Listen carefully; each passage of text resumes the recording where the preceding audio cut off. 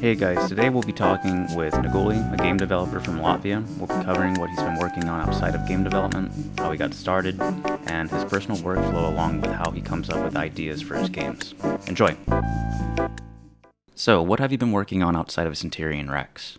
I'm working on a mobile game that's currently in open beta. It's an Android game about managing your ant nest. And before Centurion Rex, I had a hobby project, and I still have, but currently it's like in development limbo. Point and Sin. It was like an action RPG, pixel art. So outside of game development, not much. Like daily art challenges and stuff like that. Yeah. Okay. So, when did you first get started in game development? I remember you mentioned it was when you were in university, right? Yeah, but I didn't study game development. I was studying language business hybrid course, and we had like a management, not lecture, but course, and we had to make a minimum value product, and I suggested making a game, and one of my colleagues said that it was a stupid idea because it's too much work, and I just made a bet for like €5 or something that I will make a game for the next meeting, and I made it. It was really shitty, but I was personally surprised that you can like just when you put your mind to it, you can just make it. It looks like that bet kind of paid off. You just got first place, right? In the recent game jam that was going on. Yeah, I was like extremely surprised because it's a game jam that's organized locally that I have been participating in like at least 3 times, and I never got even close to any like nomination or something. And this time, the competition was pretty strong. There was very nice pixel art, a detective game, and also a match 3 with like gorgeous art. Yeah, I was really surprised about, but also very glad. Yeah, dude, that's really impressive and awesome to hear. I've been following you for a while. This was your 15th game jam, right? Yes, I said it was my 15th, so I was afraid that I lied, so I went back and counted it, and actually it has been at least 15, maybe like 16, 17. I started in 2017, and a couple of game jams every year, so yeah. Humble and very busy. So, like, what do you think that you've done differently this time around that led to this success of Centurion Rex? I don't know if we succeeded because of that, but this time I was more specialized in doing one thing and leaving programming to a guy who knew what he was doing, and I was just handling the art and animations. It's a very different experience because usually I'm like doing a little bit of everything, but this time I was like 90% dedicated to doing the animations for the characters, and yeah. Okay, cool. What do you think is the most difficult part of being a game dev personally?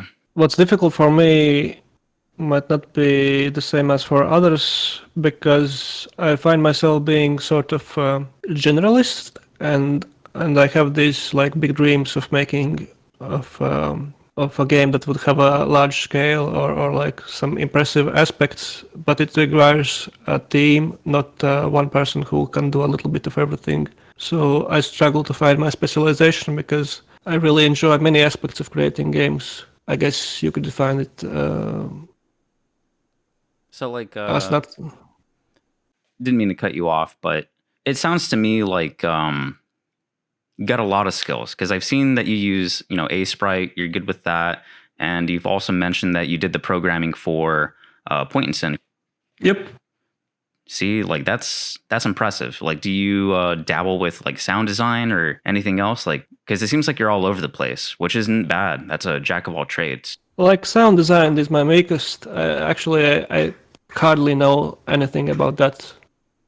So usually I either rely on public domain sound effects or ask a friend to do them. Do you have anything like secret sauce, basically, on like what you use that anybody can go and look up and use for themselves if they're struggling in that same area? In terms of sound effects, Usually I just use, if I remember correctly, the name Free Sound Library or something like that. Well, but essentially, if you Google the just free sound effects, it's one of the first results, and you can like filter it by license so that you can get stuff that's Creative Commons or something like that.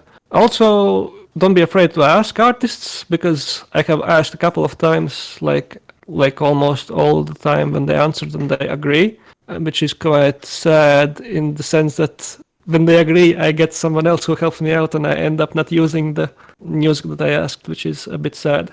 How long does it usually take for you to make an animation sprite for your games? Because like you did a lot of animation sprites for Centurion Rex, right? Yeah, it really depends on the complexity of the animation. That Centurion Rex game had like these small Legionnaire units and the big Centurions that were riding T-Rexes. So the big Centurion like took maybe 2 days for 2 days. Like that's actually a lot because I work just on evenings to complete one animation. But for the Legionnaire, you can like do 2 animations in the evening. So it depends on how big they are and how complex. Yeah. For a lot of people that don't understand, like as simple of a image that some, pixel sprites may look, it does take a while.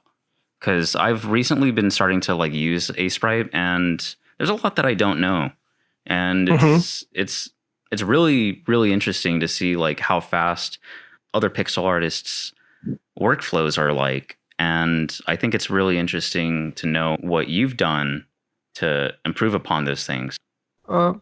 It's usually not very intentional. It comes gradually, like you gradually look up shortcuts and start using them.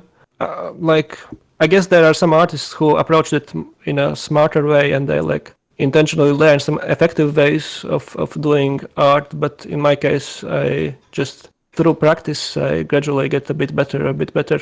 I could progress faster if I was like intentionally learning how to improve my workflow. So, what are some of the skills that you would want to start learning as a game developer currently? There are like really many. In terms of art, I would like to learn 3D, at least some basic stuff like for low poly games, and just try it out. I also, sadly, since when I'm doing my hobby game dev, I mostly do it in game jams, so I don't have a lot of time for game design specifically, and I would like to improve that because it's essentially at the core of most games, like the basic mechanics, and I would like to learn more about that. What repetitive things do you do to improve your skills? Like, do you have like a regiment for like drawing or whenever you're trying to code or anything like that? I have tried a variety of things. Last year I tried streaming. It helps a little bit, and like when you stream, there's a lower chance that you will be checking social media during the time when you're streaming. It also had like some negative effect where it was difficult to work when you're not streaming. And another thing that has been really helpful is that I started doing some art challenges, for example, like 100 days of art where you have to do a sketch every day. And that kind of helped me a lot, like sketching a little bit every day, even if it's like completely not your day for drawing, you just do something very little and you like form a habit. That's my usually goal. Got it. What's your workflow like whenever you're making your games? For game jam games and hobby games, it usually starts with something like "wouldn't be cool if," and then you place the core concept of the game idea, and then you build upon that. For example, for Centurion Rex, it was like, wouldn't it be cool if ancient Romans were riding on T-Rexes and shooting machine guns?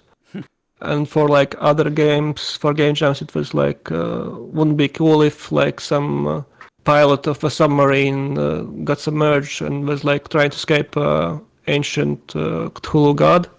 And then you try to build a game on that. And it depends if you're working alone or together. Then you like try to imagine what would the mechanics be like, what game type would best suit the idea. For the Romans, it was a strategy game. And for the submarine, it was like a platformer. So I understand I'm being a bit vague now. Maybe I should have thought a bit more through it. No, it's pretty good, man. It really is, because I'm pretty sure like it's gonna be helpful to anybody else that's gonna be listening. So Maybe I can add something if I remember, but okay. so how do you go about idea crafting? In terms of idea crafting, it's a very interesting thing. I think what I have noticed is when you're like producing ideas, you gradually get more crazy ideas, and it's like a snowball. If you like try to, for example, write a book and you write a bit every day, gradually you get more creative. Actually think it's like making ideas is a skill that you can get better at. So that's essentially my answer. Yeah. What do you think is the hardest thing about working with you personally? Yes, that's a question I would like to ask myself. Because I really am not sure what could it be. One idea is that I have all these ideas that I won't realize, and I might not let some people express their ideas because maybe they want to input something else in the game, and maybe it gets overshadowed by the things that I suggest. That could be a possibility. I remember, for example, from my day job, we recently had a discussion about what UI design would be better, and we had like 3 people that thought one option is better, and 3 people who thought other option is better. And like the artist got a bit upset with me because I decided one option, even though the other artists were on the other option, and he said that it seemed like I just want to make the game the way I want, and I'm not taking into account other opinions. I try to be like objective about it and provide arguments where I think one option is better, but yeah, sometimes it might not work out as well as I want to. Yeah, that's understandable in the workplace whenever you have a conflict of interest. Yeah, and it's like I remember reading and experiencing it also myself that people are like really passionate in the game industry. So if they think one thing is right, then they'll really stand by it. Yeah. All right, well, we're gonna start wrapping it up. So where can our listeners find you at, man? I use Twitter mostly.